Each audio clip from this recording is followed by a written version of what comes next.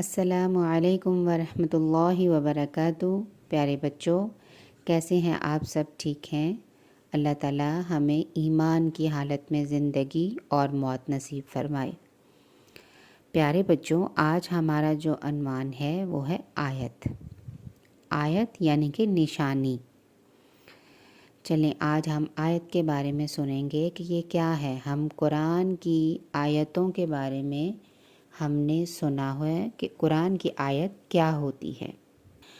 لغت میں آیت نشانی کو کہتے ہیں۔ قرآن مجید نے انبیاء اکرام علیہ السلام کے معجزات کو آیات کہا ہے۔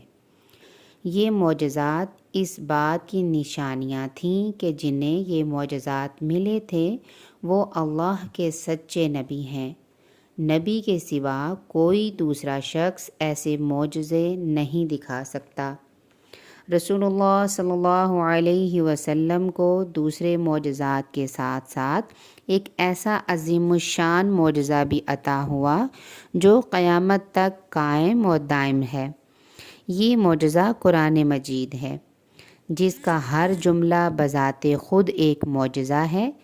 اس لیے اللہ تعالیٰ نے ان جملوں کو آیات قرار دیا ہے اور رسول اللہ صلی اللہ علیہ وسلم کا ایک منصب یہ بیان کیا ہے، وہ ایسا رسول ہے جو تمہارے سامنے اللہ کی واضح بیان کرنے والی آیات کی تلاوت کرتا ہے۔ قرآن مجید کا ہر جملہ اپنے عدیم النظر، صوتی آہنگ، معنی اور تاثیر و غرض ہر اعتبار سے ایک معجزہ ہے، جو ہر سلیم الفطرت سننے اور پڑھنے والے کے دل میں اتر کر اسے یقین دلاتا ہے کہ یہ اللہ کا کلام ہے۔ یہ کسی انسان کا کلام ہو ہی نہیں سکتا۔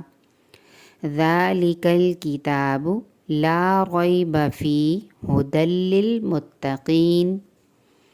دوسرے انبیاء یعنی ایک خاص وقت کے لیے تھے۔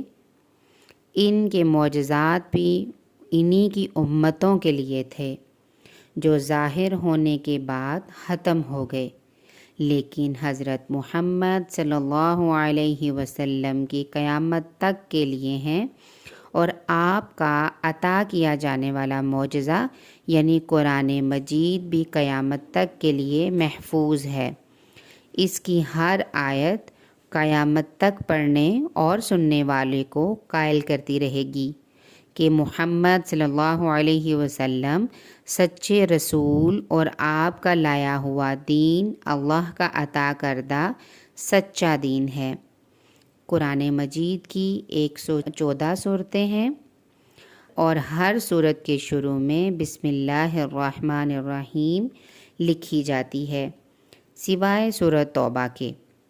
کچھ لوگ بسم اللہ الرحمن الرحیم کو سورت کی آیت میں شمار کرتے ہیں اور کچھ لوگ شمار نہیں کرتے۔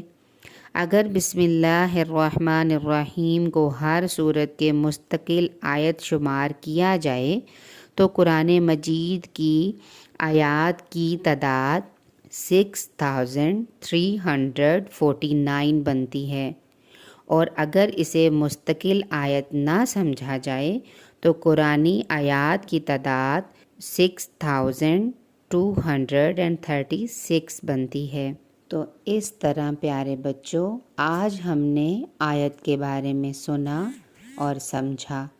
اللہ تعالیٰ ہمیں مزید ایسی آڈیوز سننے اور سمجھنے کی توفیق عطا فرمائے۔